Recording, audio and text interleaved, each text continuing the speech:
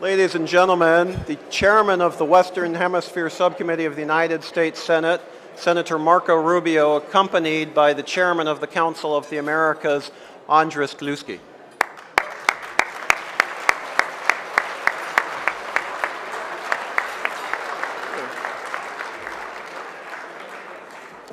All right.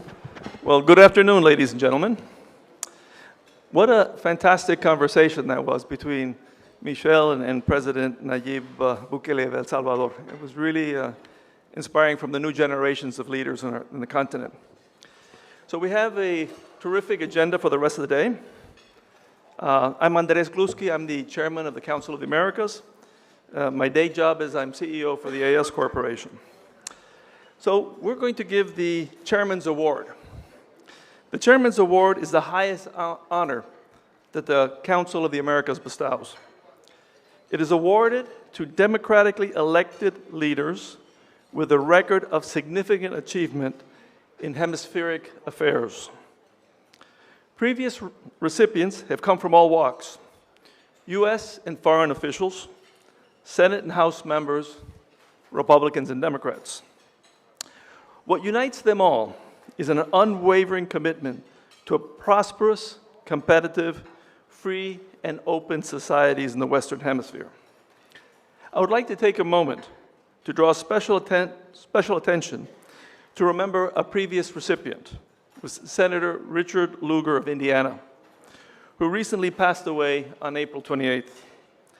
Senator Lugar was a co-recipient of this award in 2011, along with his Senate colleague, Bob Menendez, for his long-standing commitment to the values of the Council of the Americas. Senator Lugar, his legacy, and his family are close in our thoughts today.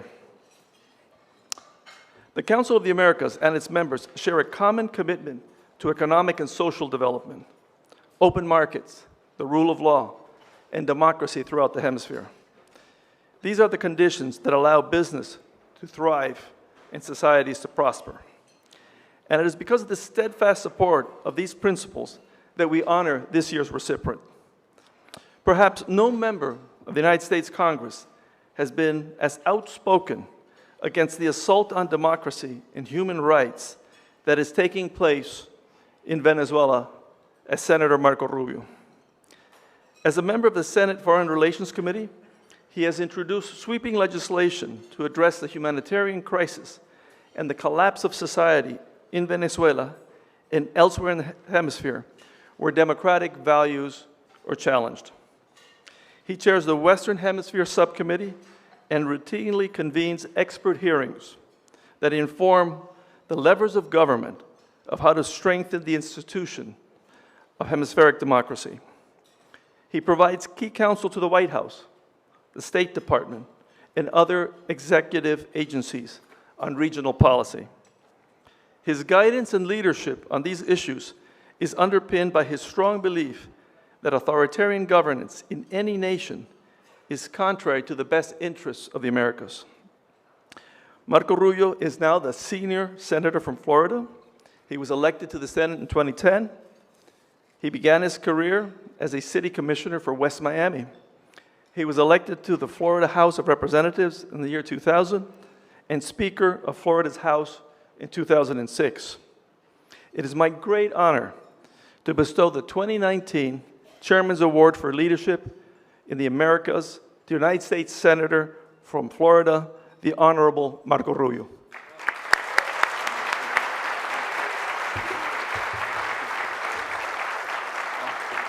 Thank you very much. Where's the camera?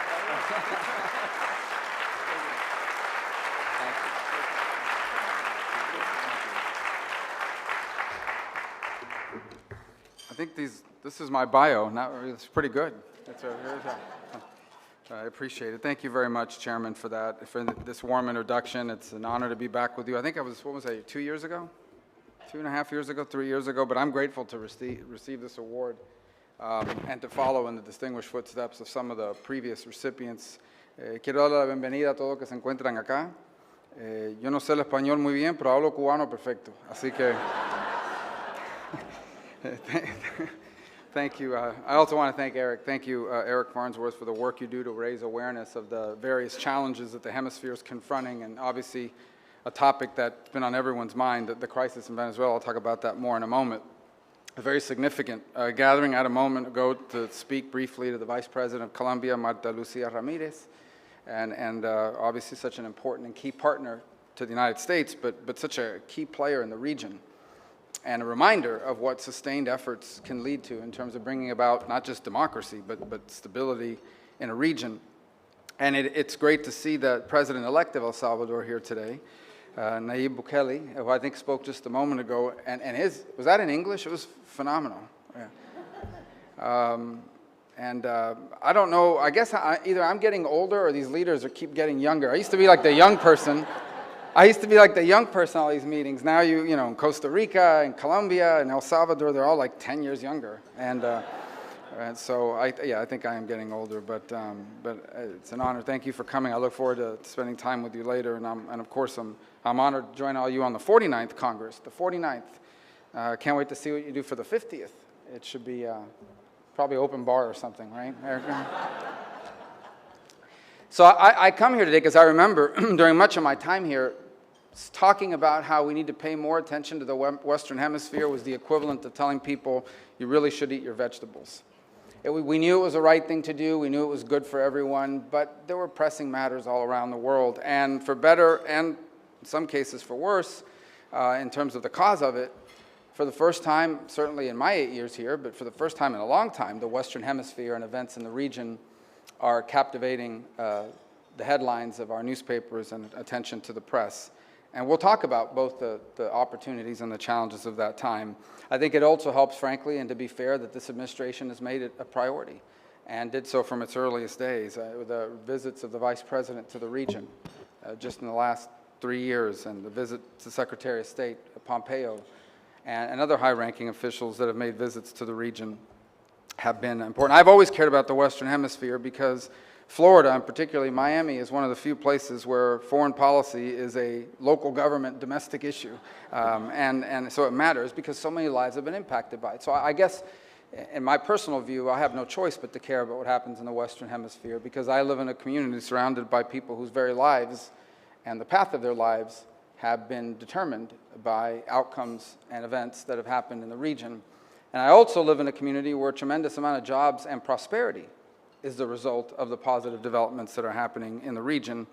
And so I'm very happy about that. Look, I think the challenges in the region are pretty straightforward. Some of them are old, and we continue to see them confronted in place after place. The battle against corruption and graft, the violence which has driven so many people from their homes, particularly in parts of Central America, the drug trafficking, which undermines governments, communities, all across the routes in which they're moved across, and in some places the lack of economic opportunity, frankly speaking, the lack of jobs to fill those.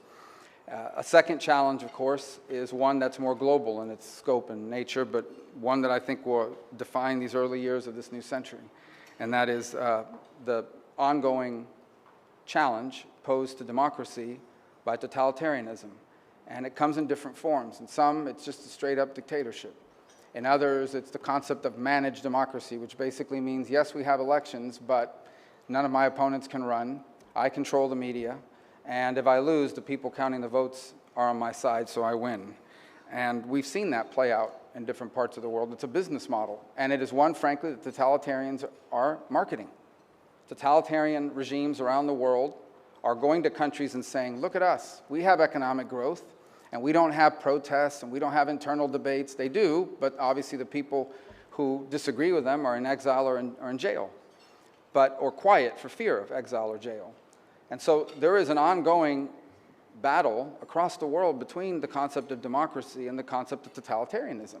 And totalitarianism likes to tell the story. They like to show their economic growth, and they like to tell people, and we don't have any of these societal frictions that you have to put up with, because democracies require you to deal with other people, take other points of view in mind, come up with compromise. Democracy takes a long time. It's less efficient. But it is a serious challenge that we cannot take for granted. At the end of the Cold War, there was an assumption that everybody wanted to be democratic, and our role was to support people in the difficult transition to democracy. We can no longer take that concept for granted. For totalitarians are challenging it, but also some have figured out a way to have the rituals of democracy, but not actually be a democracy. Of course, these challenges existed for a long period of time in Cuba, which as it transitions, and I say transitions only in terms of the names changing, but it's trying to make permanent a totalitarian model and allow it to be accepted as an alternative form of democracy, I guess they like to call themselves, but they're not. In Nicaragua, where we've seen a direct challenge to those who disagree with the governing party, and the use, one of the things that totalitarians around the world have perfected is the use of negotiations to buy time and exhaust the opposition. But obviously the headlines are captured by the catastrophe, for lack of a better term, that we now see in Venezuela. I do think that there are some things that are important for me as an American policymaker, and the first and foremost begins by making the argument to the American people about why should we care. Of course, we should care about human rights violations, and we should care about humanitarian suffering, and we should care about defending democracy. Look, the totalitarians are always on the totalitarian side, and therefore the Democrats must also be on the Democrat side and work hard everywhere where that is challenged. But I would argue that just as a U.S. policymaker, but these are concerns that we believe we share with all the other democracies of the region. There are national security interests and national interests at play in what is emerging in Venezuela. And if I have one regret, is that we have not spent enough time in making that argument more consistently. It begins with something as serious but as simple as an article last week in the New York Times highlighting the links between a high-level official in the Maduro regime and elements of Hezbollah. And this is one of the most corrupt regimes ever. And that's saying a lot given the levels of corruption that we've seen around the world. Do not doubt for one moment that if someone shows up with enough money, a terrorist, and offers enough money, they will buy an official passport that is fake and allow a terrorist interested, if they, and perhaps have done so already, interested in traveling to do so under official documents, but under a false name. What about the 5,000 shoulder-fired anti-aircraft man-pad systems that the Venezuelan National Guards currently possess? You're telling me that for the right price, they wouldn't sell one of them, much less 50 of them, to a narco-trafficking ring, to a terrorist organization? Someone told me that they don't worry, most of them don't work. My answer is only one of them has to work, and you've got a real danger. What about the threat of mass migration? Colombia is feeling it, but other nations, Brazil, Peru, virtually every nation in South America is confronting this challenge. To begin with, it's destabilizing our partners.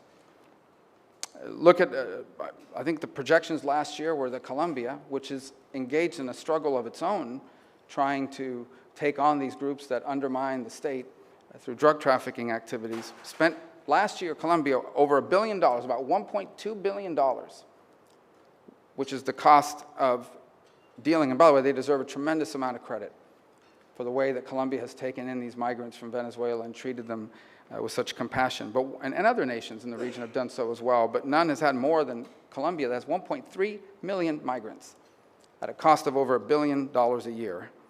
They also face the fact that there are FARC dissidents and ELE top leaders operating openly just across the border in Venezuelan territory, not just with the tolerance of the Maduro regime, with the cooperation and protection of the Maduro regime.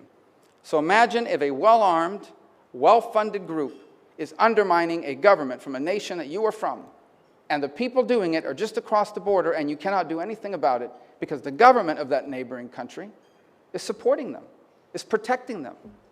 These are the challenges in the region, and they're real. How about the fact that for the first time in the better part of almost 4 decades, if not longer, we have seen an open invitation to a foreign power from outside this hemisphere to, at a minimum, place rotational military, if not permanent military presence in Venezuela in the way Maduro has invited the Russians. And in fact, they are there now. How about the fact that foreign powers like China has helped the Maduro regime block the internet? Or the fact that both Russia and Iran are involved in offensive cyber and influence efforts. All this happening in our hemisphere. In our hemisphere. And if you believe that these things are contained to Venezuela, this model will be reproduced in other places. The model that these regimes have followed, particularly the Russians, is to directly undermine leaders and elections that they believe run counter to their interest. And for those that think that this is simply isolated for Venezuela, just wait until the next election somewhere in the hemisphere where someone Russia prefers is running for office, and they get involved in influence operations and hacking the electoral systems and in trying to undermine the results. This is a model that they are exporting. The Russians can no longer project power the way the old Soviet Union did. They have found a highly effective but cost-effective methodology to get involved, and one of the packages that they have in their suite of services they provide is offensive cyber capabilities and influence operations. What's most interesting, here's the challenge with not having paid attention to the Western Hemisphere in a long time. A lot of the people that write about the Western Hemisphere don't know anything about it, and I say that respectfully. They don't know anything about it. So they either compare it to something in the Middle East, or they go back to the 1970s and 80s and 60s and ascribe attributes to a time that's long ago. And so they're not, one of the great myths about Venezuela is that the regime is held together by some sort of ideology, anti-American ideology or anti-Western ideology. It's absurd. Are there a couple people, Maduro included, that would love to see, that want Venezuela to transition to a Cuban-style system? Yes. But the vast majority of these people, I would say, are too materialistic to be communists. Let's just put it that way. They like to buy expensive things. This is not held together by ideology. That regime is held together primarily by two things: a desire to remain in power so that, B, they can use that power to protect their families, their safety, and the millions of dollars that they have stolen. These are not wealthy people because they invented something. These are not wealthy people because they have a great business.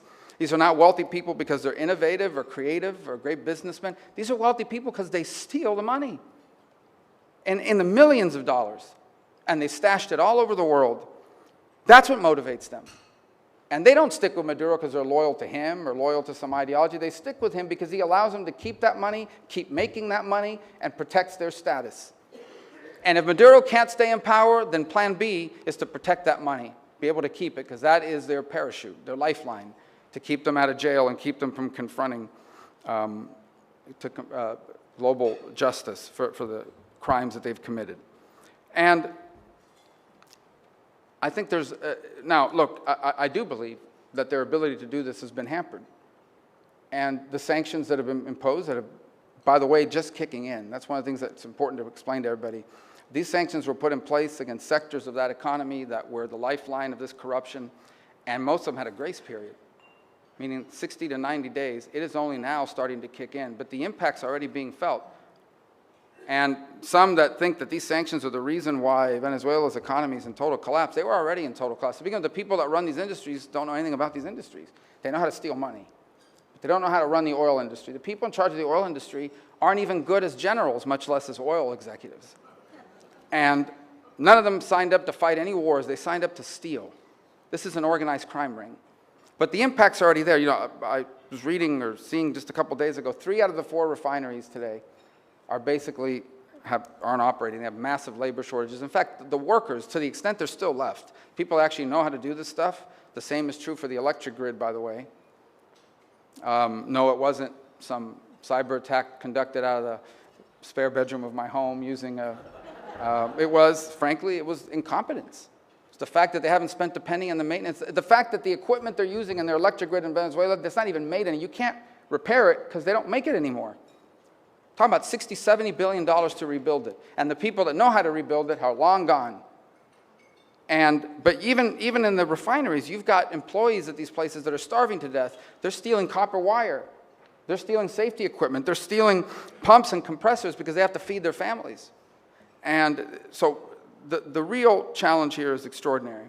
And so people ask what to do. I think the first thing we need to do first and foremost is recognize, and I had the opportunity this morning to speak to interim President Guaido.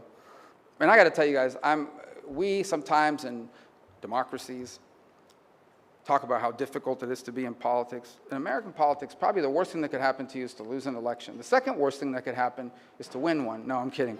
I'm kidding. I'm joking. Is there press here? I was joking. The second worst thing that could happen is somebody says nasty things about you, mean things. They tweeted something, a bad report.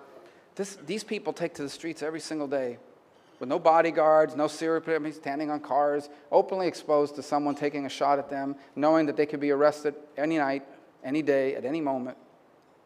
So the next time someone talks about a courageous political move, at least in the context of our domestic politics, I always remind ourselves of what Juan Guaido and so many others over there are undertaking. It is truly inspiring, and it should drive all of us to not take for granted how blessed we are, all of us respectively, to live in nations in which we are allowed to participate in a peaceful political process without fear of imprisonment, without fear of persecution, without fear of personal loss. But beyond that, I do think that one of the things we need to begin to do, if it's not ideological, if it's all about the money, then you go after a regime of this nature the way you go after an organized crime ring. And that is, you go after their sources of what keeps them in the ring to begin with. And that's why I hope that we can get more partner nations around the world to participate in revoking the visas, for example, of their families. Because if you notice, most of these senior leaders, none of their families live in Venezuela. To them, it's this great country. They like to talk about how wonderful things are there and nothing. And I guess now they admit there's a humanitarian crisis after denying it for a long time. But none of their families live there. Padrino's family lives in Spain. Others' families are constantly traveling all over the world and enjoying the benefits of the money their families have stolen. And if nations really want to do something about this, then revoke the visas of these people that are living off the stolen money stolen from the people of Venezuela. In particular, I don't know if they're here today, I don't mean to pick on them, but Spain has a lot of these visas. And President Sanchez has the power to go after these visas, not to mention the millions of dollars stashed in those bank accounts. You have to go after this. It is the only thing these people will understand. It is the only reason why they are with this regime.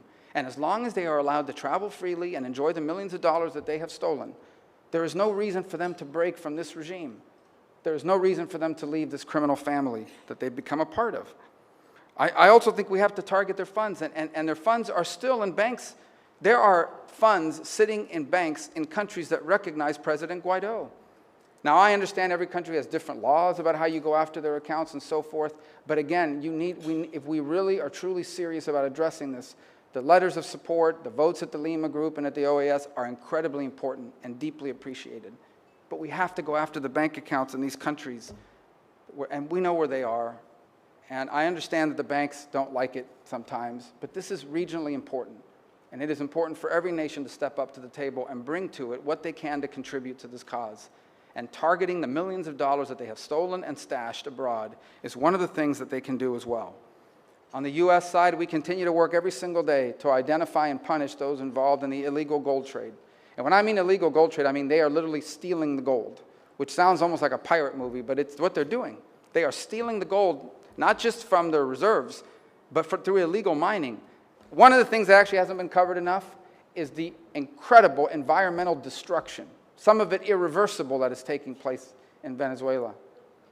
Irreversible. The environmental destruction that's happening in this illegal mining. And then it's turned around and they sell it to Turkey and, of course, to our friends, the Russians.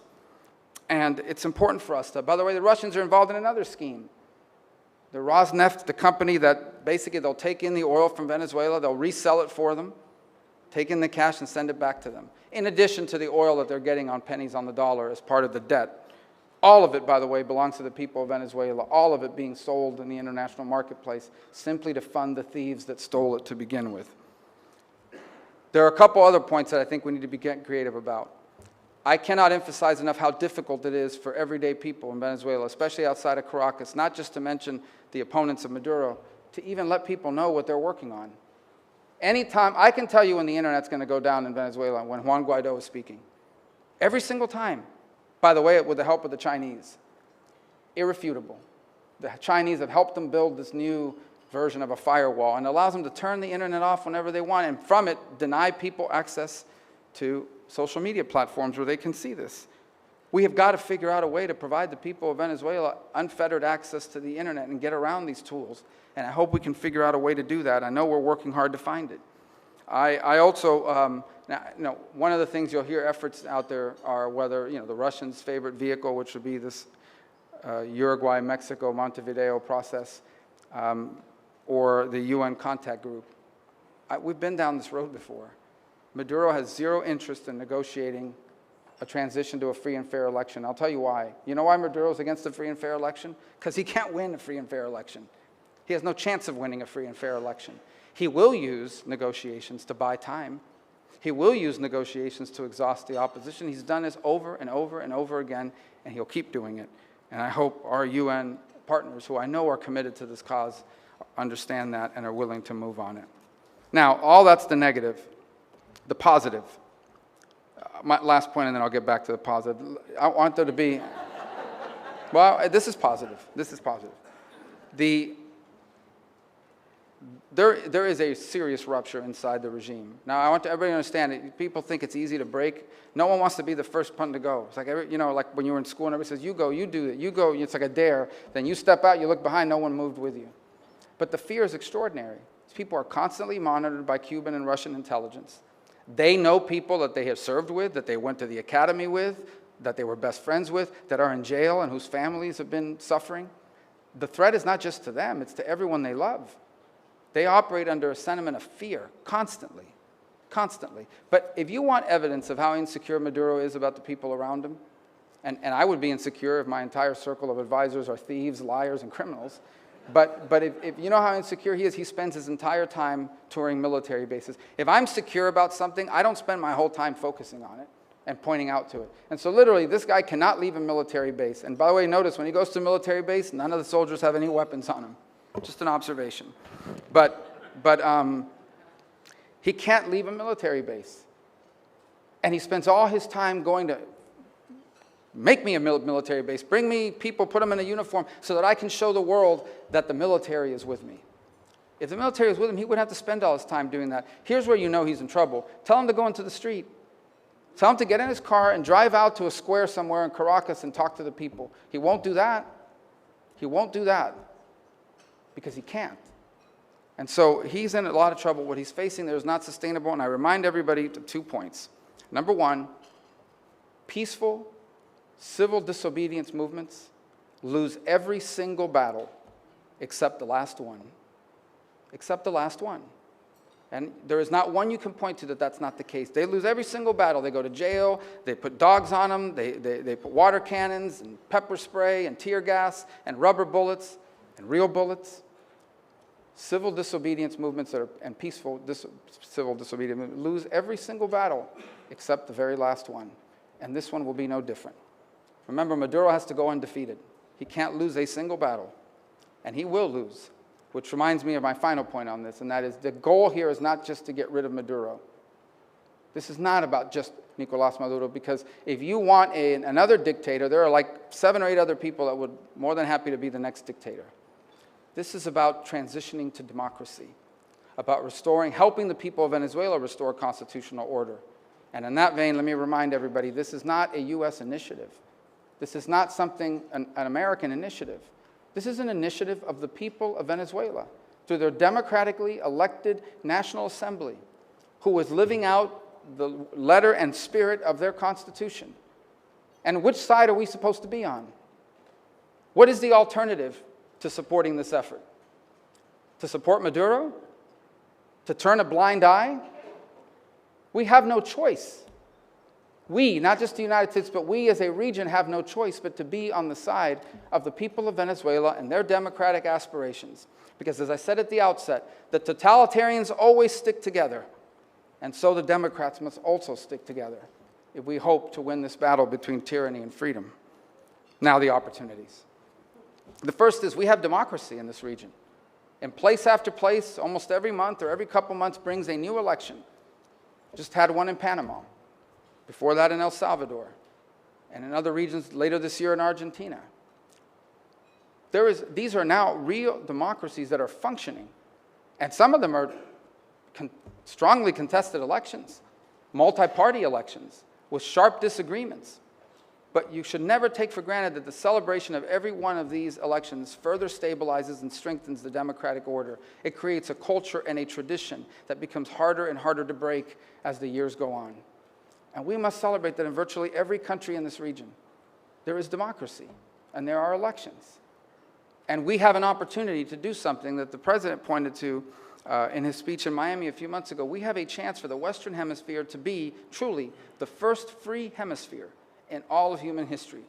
We've got 2 or 3 places left to go, but just imagine that is a legacy of our time in public policy, to be able to say that we were able to be a part of having the first truly free hemisphere in the history of all of mankind. The second is economic growth, despite significant global challenges. The trade disputes between the U.S. and China have hurt a lot of countries, but if you take Venezuela out of the picture, and you're still carrying the anchor of places like Cuba and Bolivia and so forth, growth in the region writ large is going to be over 2%, which is higher than it was last year at about 1.1 to 1.5. But there are individual countries. Brazil continues to climb out of recession. Chile, 3.2% growth. Peru, over 4%. Colombia projected to be around 3.5, 3.6. Central America writ large around 4%. Panama over 5, about 5%. South America minus Venezuela 2.4%. This is positive, especially if it can be sustained year on year. This is the economic growth that creates prosperity and that is delivered to people and through jobs. The other thing that we should be excited about in this region is that corruption is a real issue. People are running elections. People are getting elected, not just on the promise of taking on corruption, but with real plans to do so. And this is extraordinary. This is one of the single biggest impediments to getting foreign investment. And to see it being tackled both at the ballot box and in the leadership level is something we should all be excited about. And the last thing that I'm very excited about is an emerging capability to take collective regional action on issues of importance. It was a long time since the OAS has been as invigorated as it's been in the last couple of years. The emergence of forums like the Lima Group. But it is bolstering, and we should be enthusiastic about the reality that today in this region, nations are coming together to work together. It's not an American initiative or a Canadian initiative. In fact, the United States isn't even a member of the Lima Group. It is neighboring countries collectively working together on issues of common importance. And we need to build on that, both in forums like the OAS and informal forums like the Lima Group. But the ability to work together is extraordinary and important for our future. And it is something we should commit to and encourage and empower. It is what I believe to be one of the great achievements that this administration has been able to do, and that is not to take over these initiatives or to step in and try to govern them and micromanage them, but to actually encourage and be supportive of. In fact, the U.S. position on Venezuela is in support of the Lima Group. In support of the Lima Group. And so I think that this is something that I think bodes well for the future and something that we should continue to be a part of. My final point is what we're doing here. One of the things I intend to introduce here, working with Southern Command, is something modeled after a European initiative. And we call the Western Hemisphere National Security Initiative. And on it, we will continue to build upon some of the issues we've been doing together for a while. Humanitarian relief, the counter-drug efforts, corruption efforts, mass migration, all the issues we've been doing for now, we will continue to work on those, and there are things we need to adjust in them in order to modernize it as those challenges evolve and move. But we also need to align new capacities to the realities, for example, that collectively we all have an interest in things like cyber warfare. We all have an interest in things like foreign powers trying to interfere in your domestic politics and in your democratic processes.